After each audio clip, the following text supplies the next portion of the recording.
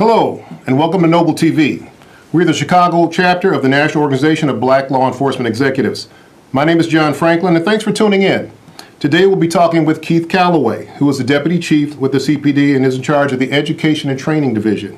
Welcome, Deputy Calloway. Good afternoon, John. Thanks for having me. Before we get started, let me remind you that you can watch us here on CAN TV or by way of the internet at cantv.org/hotline. And this is a live interactive show. You're welcome to call in at 312-738-1060.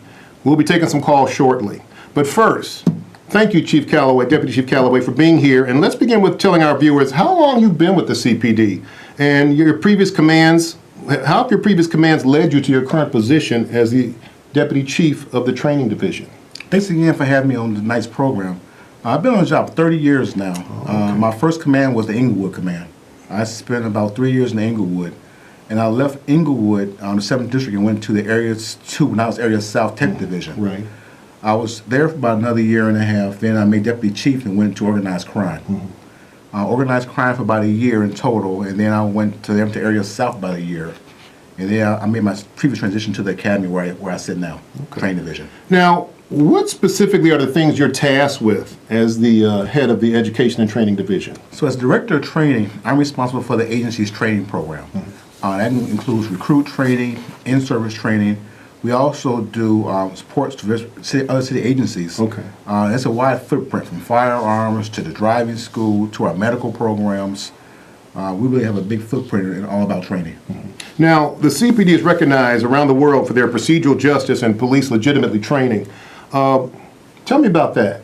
So Superintendent McCarthy, our ex-superintendent, had a vision about procedural justice, and it's just teaching officers the golden rule, to do what's right, Right. to do it for the right reasons, giving people voice, giving people empathy, listening to people's concerns, and asking treating people how you want to be treated. Sure. So it's really worked out well for us. We train our whole agency right now in PJ1, which is the first class, the concepts. Procedural Justice 2 was scenario-based training based on PJ1, and we'll start Procedural Justice 3 early next year. That's going to be on implicit bias training. Okay.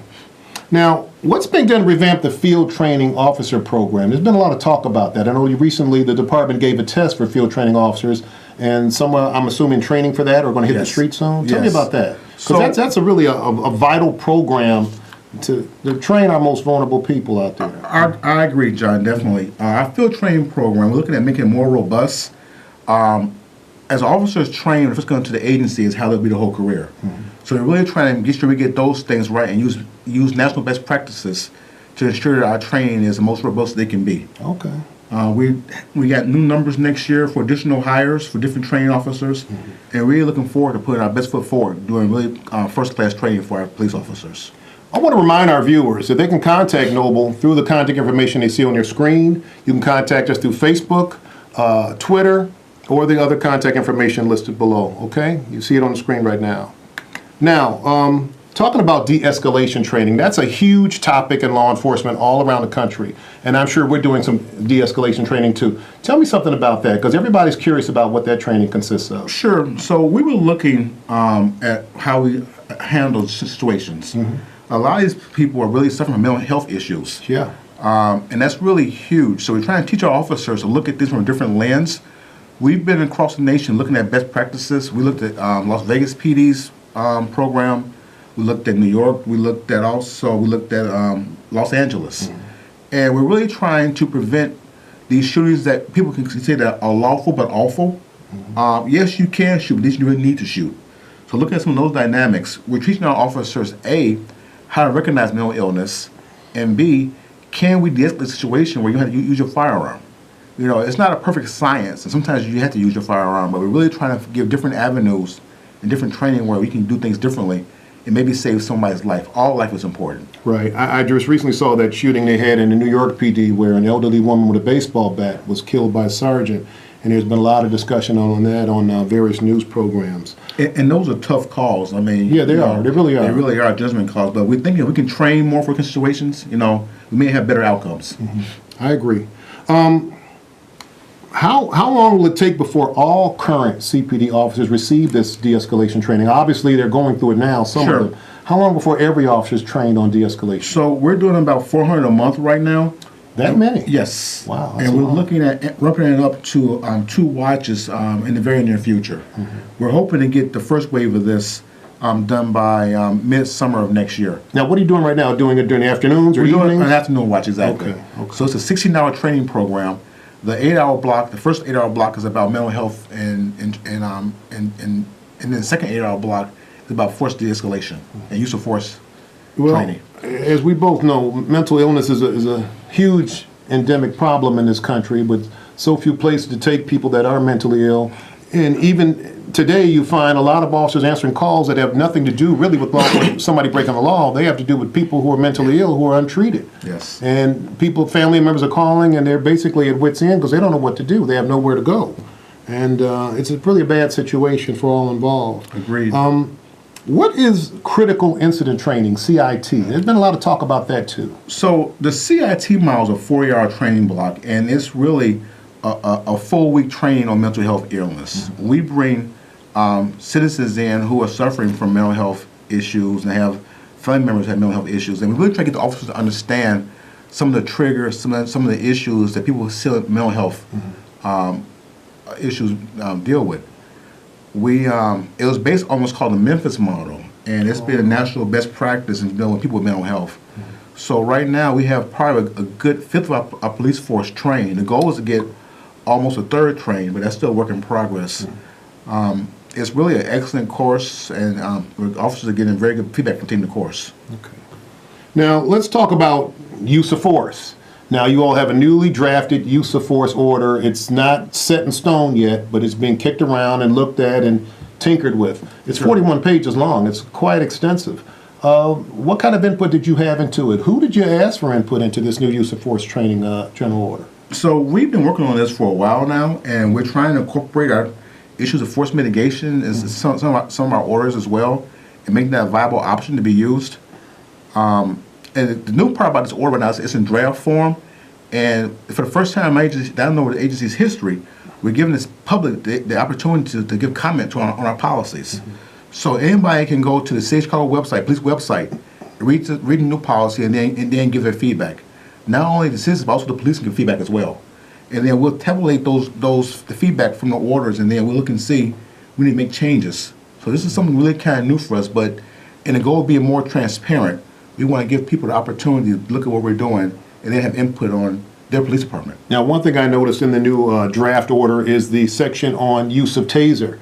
Officers are limited to no more than 3 bursts, so 5-second bursts of the Yes. taser in its use.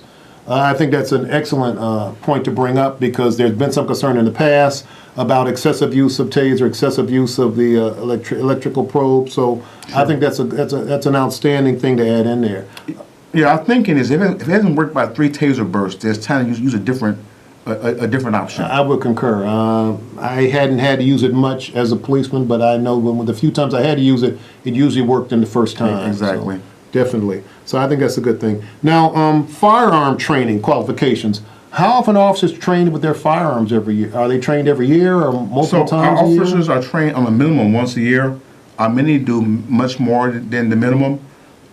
They have a state qualification rounds they must pass, and then we have auxiliary classes they can take as well. Now, what consists of the auxiliary? What consists of So that if class? an officer is carrying the carbine weapon, the long barrel, Okay. then they do a minimum of 2 6-month cycles of training, and we just want to make sure that weapon is they're proficient with carrying the weapon. So twice a year? they Yes, have to sir, shoot twice a with year. it. Okay. Yes.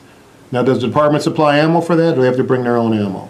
Both. You know, they Okay. want to practice on their own, then they can bring their own Sure. ammo. They want to do the quals, then they have to Make an appointment. Right, exactly. And the department supply it. Now, what is the Citizens Police Academy? We're reading about that. Excuse me, we're going to take a call now. Go ahead, caller, are you there? Yes, good evening. In light of everything that's been happening over the years, like the Laquan McDonald shooting, what types of training are the new recruits receiving that older officers had not received? Okay, thank you, caller. That's an excellent question. You know, over the years, and especially recently, we're really getting into changing our training modalities. You know, we came on job like 30 years ago. It was all PowerPoint and instruction, but now we're doing more scenario-based training, where we have the recruits operating under pressure, with simulation rounds, simulation guns, and that way we can critique their performance.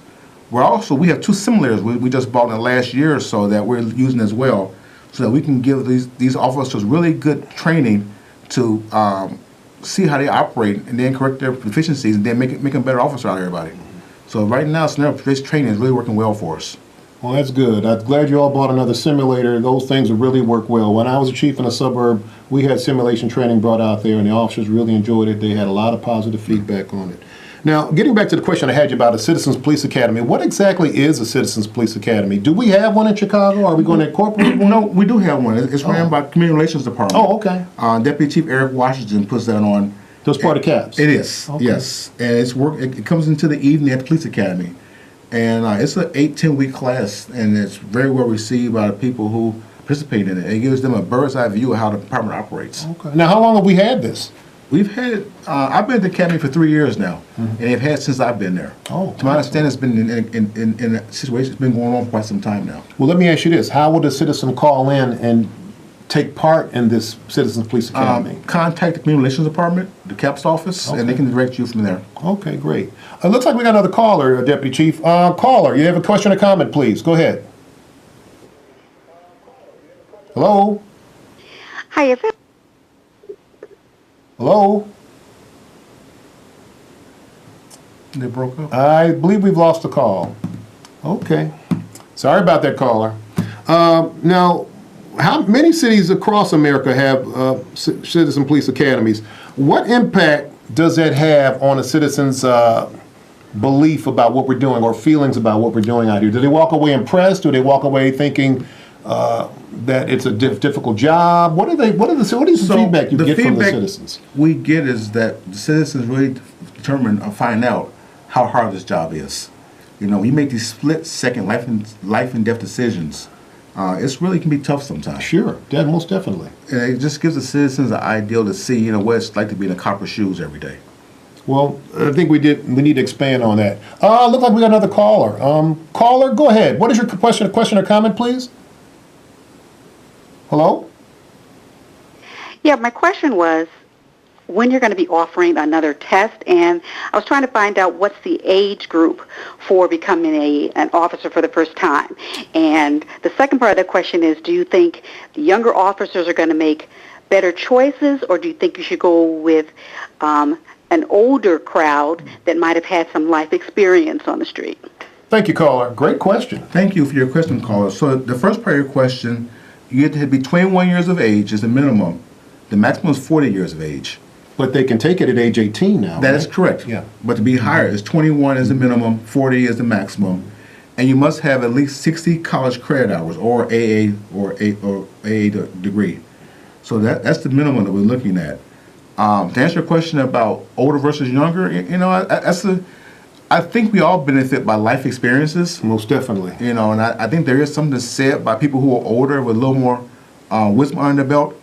But we really believe that we can train officers to do a good job if they're young or they're older, or younger. Well, speaking for you and me, Keith, we came on I came on when I was 22. I think you came on around the same age as well. So definitely, you need the youth, and you definitely need the life experience of someone who has lived life and has had a succession of jobs to understand the responsibility of this one. As part of an FTO program, looking at having the older officers mentor the younger officers. Right.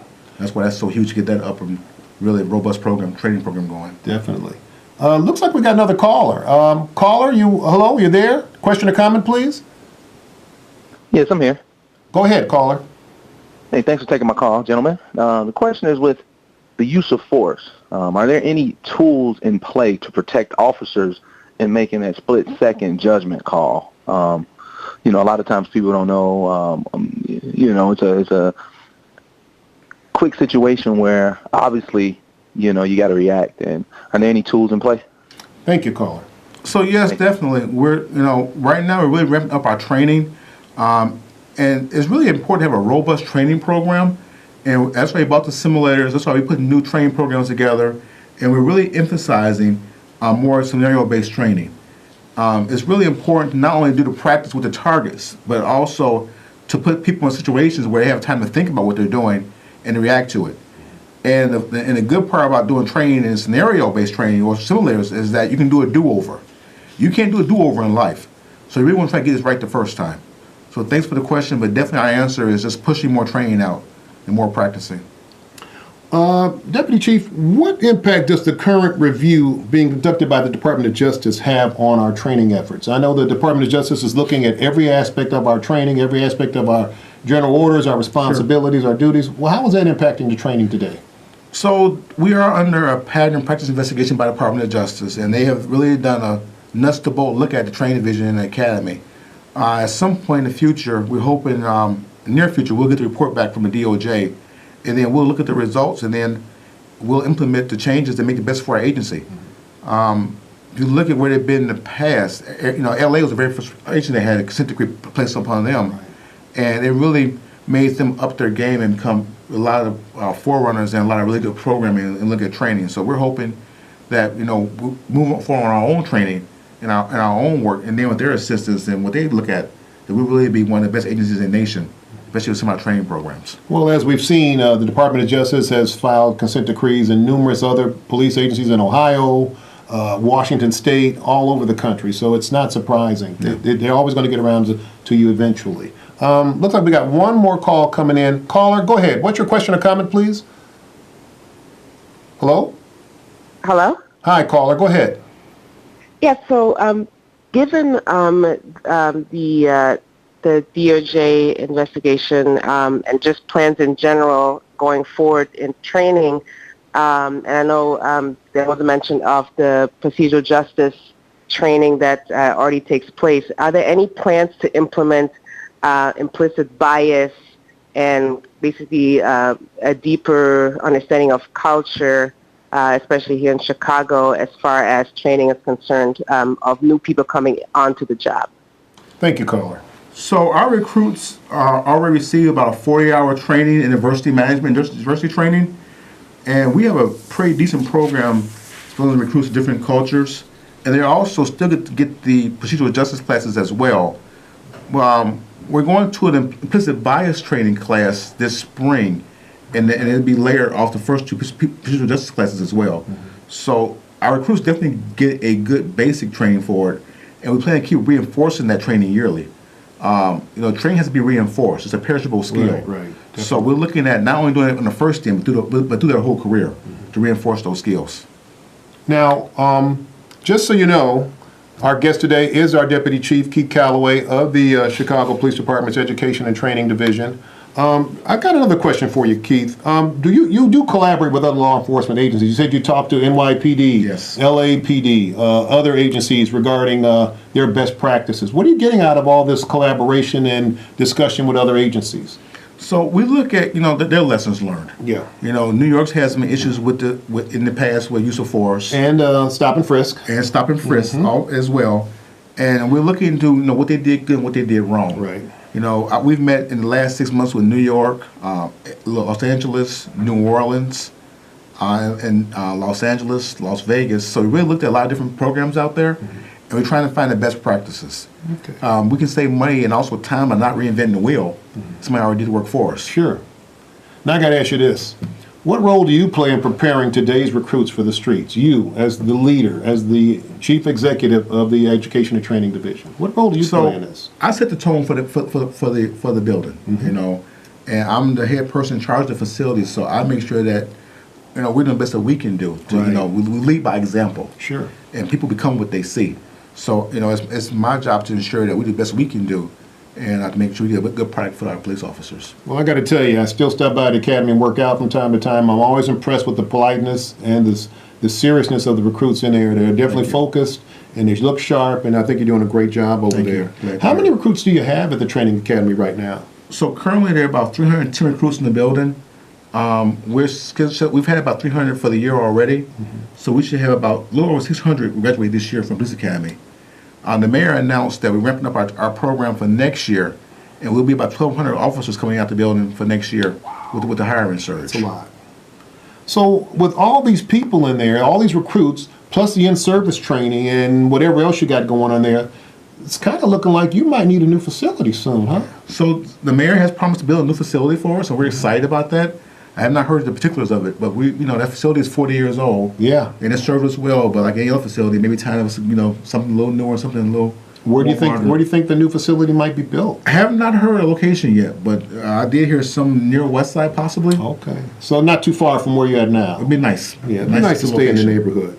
Now, I understand the Academy has an extremely low dropout rate, and that's something people have been talking about. LA, New York, they have rates of 20, 30% dropout rate of recruits in the Academy. Sure. Chicago's has been 1%, maybe even less than 1%. Why such a great disparity? How is that explainable? I really think that we do a really robust job, a really tight job on our screening process. For every 100 people that apply to our job, we probably hire one person. So where a lot of academies use the academy as a washout rate, we use our hiring process to really find the best people we can find to come onto the job. So out of every 100 people, only one person's going to make it. 99 are going to be kicked to the curb, Yes, pretty sir. much. Correct, For a yes. variety of reasons. Power test or drug screen, background, whatever. Exactly. Psychological. That's a lot of screening. That's a big effort. Now, how much training is devoted to the newly promoted detectives, sergeants, lieutenants, captains? So when they come back in for a pre-service promotion, detectives training is an 8-week training program. That's 2 months. Sergeant's program is 5 to 6 weeks. I'm sorry. Detectives are 8 weeks. Okay. Sergeants are 6 weeks. FTO is 5 weeks. Sergeants and FTOs is about 4 to 5 weeks. Okay. And captains? Captains is 2 weeks. Okay. Okay. Looks like we got maybe one more caller we're going to get in here. Caller, your question or comment, please. Hello? Hi. I was noticing that a lot of different academies are starting to institute like a day or a week of service throughout their academy. And I wanted to know if Chicago is looking to do the same. Thank you, caller. Thank you. We're bouncing that around right now. We do have our recruits through some service projects. One of the thoughts we're looking at, and we're still working through the details, is detailing our recruits to community service organization for a couple of days, just so they can get an idea what the community they're going to serve and the community's needs are. So it's definitely on our radar, and we're looking at going forward with that same program. But you still got to incorporate that in with all the mandatory stuff Agreed. that they have to take. Agreed. How about the power test? Let's talk about that. The power test, the run. Everybody talks about the power test, and I know a number of recruits do wash out from the power test. What's that like? What do you have to go through in that? So the power test is state by the state of Illinois. It's one of the state mandates. They must pass it into the academy, and they have to do a time run within a certain time based on their age. They also have to do a number of sit-ups, a number of sit and reach, and you can find that whole program online. Oh, on chicagopolice.org? Or no, just Google Illinois Law Enforcement Power Test. Oh, okay. And they'll give you the whole power test and the timing and background. It's a fair test. That's good for the public to know, so they have an idea of what they need to do before they get in. Definitely. Looks like we got one more caller. Caller, your question or comment, please. Yes, hi.